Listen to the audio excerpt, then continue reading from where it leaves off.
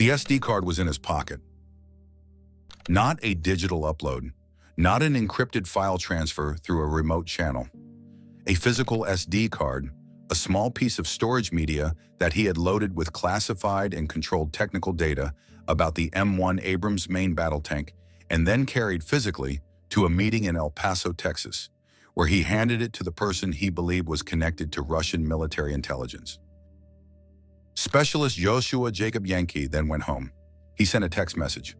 2 words, mission accomplished. He confirmed in his own language to the person he believed was receiving classified American tank data for Russian military use that the delivery was complete. And then, in a subsequent communication that federal investigators also captured and preserved, he offered something more.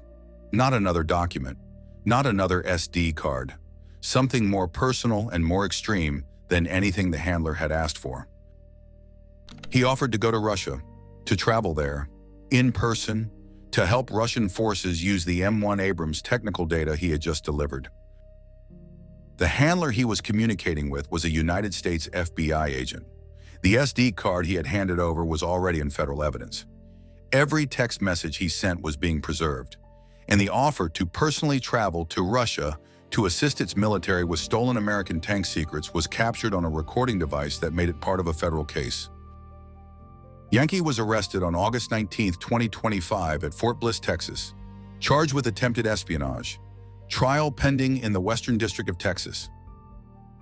This is the story of what it means when an active duty soldier with a TS/SCI clearance doesn't just agree to pass secrets, but volunteers to follow them across an international border into an adversary nation to help use them in a live conflict.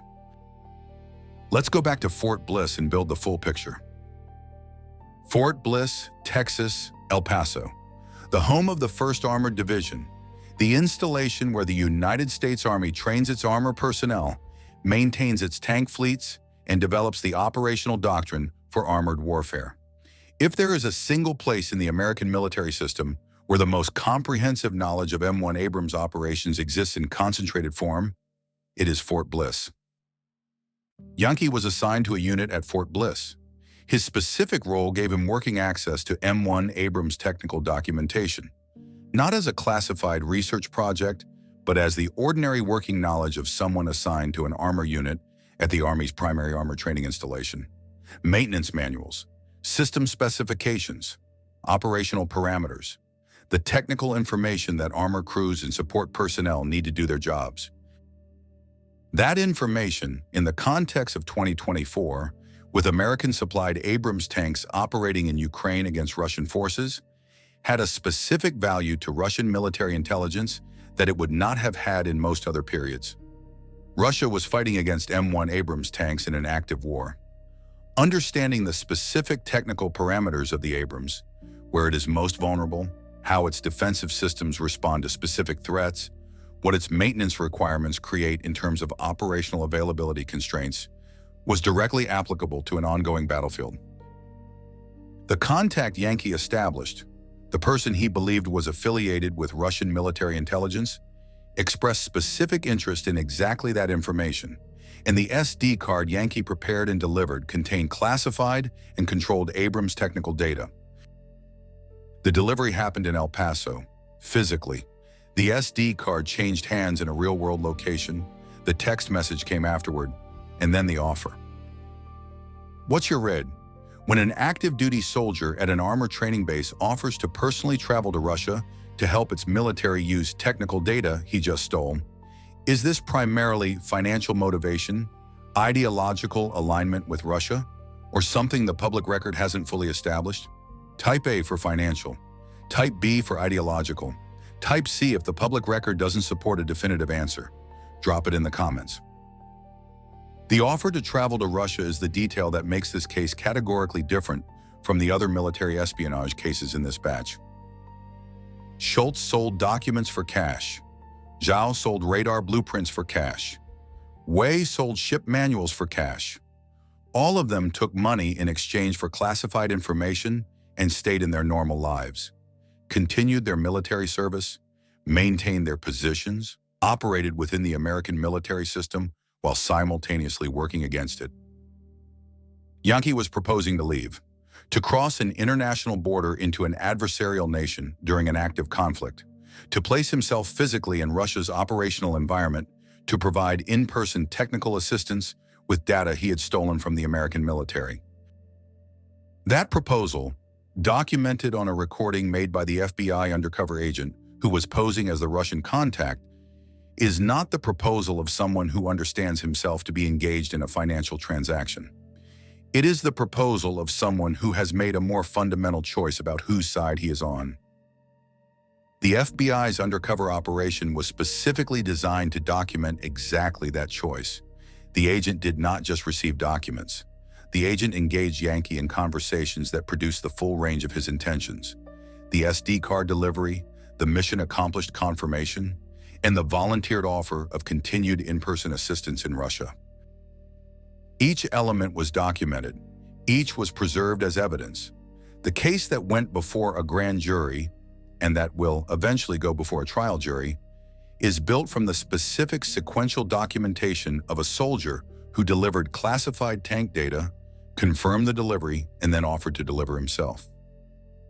Subscribe and hit the notification bell, because the M1 Abrams context, tanks supplied by the United States to Ukraine, fighting Russian forces at the exact moment Yanke was discussing their technical parameters with a supposed Russian intelligence contact, is the specific operational background that makes the timing of this case impossible to treat as coincidental.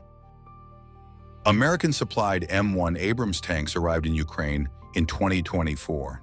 The specific A1 variant, with the specific capabilities and limitations that the American government determined were appropriate to transfer, was operating in a combat environment against Russian forces who were actively seeking to understand and counter the platform. Russian military intelligence's collection priority, anything that reduced the operational advantage the Abrams provided Ukrainian forces. Maintenance vulnerabilities, electronic system parameters, defensive system specifications, the specific technical information that armor crews and support personnel at installations like Fort Bliss work with every day. Yanke had that information. The Russian-affiliated contact expressed interest in it. The SD card was prepared, carried to El Paso, and delivered.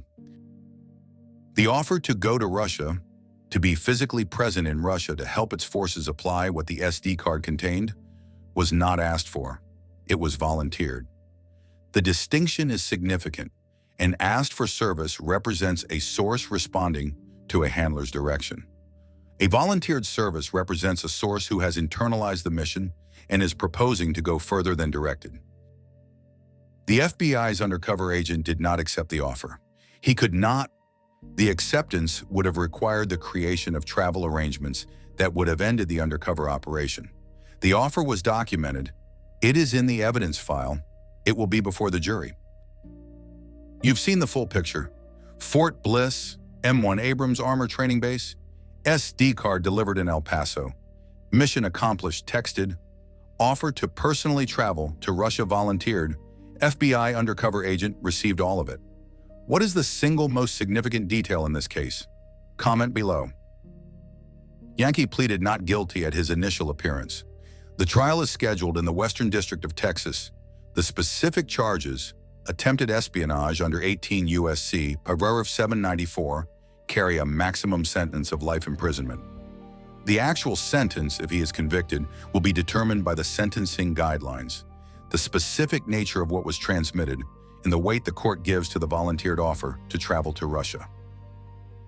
The Espionage Act's attempted espionage provision applies when the defendant intended to transmit national defense information to a foreign government and took a substantial step toward completing that transmission.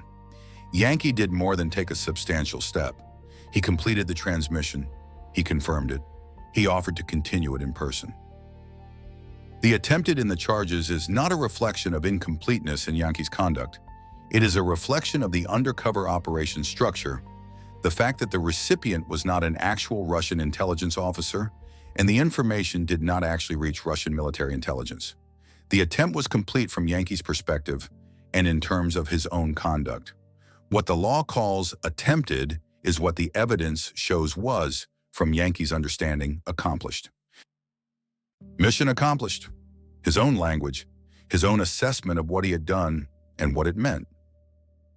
These investigations, FBI Western District of Texas coordinating with Army CID and the DOJ National Security Division, represent the specific counterintelligence work that protects American armor capability from collection by adversary intelligence services operating in an environment where active duty service members have the specific technical knowledge that fighting those capabilities requires. If this level of detail is what you come here for, a thumbs up is the best way to support this work.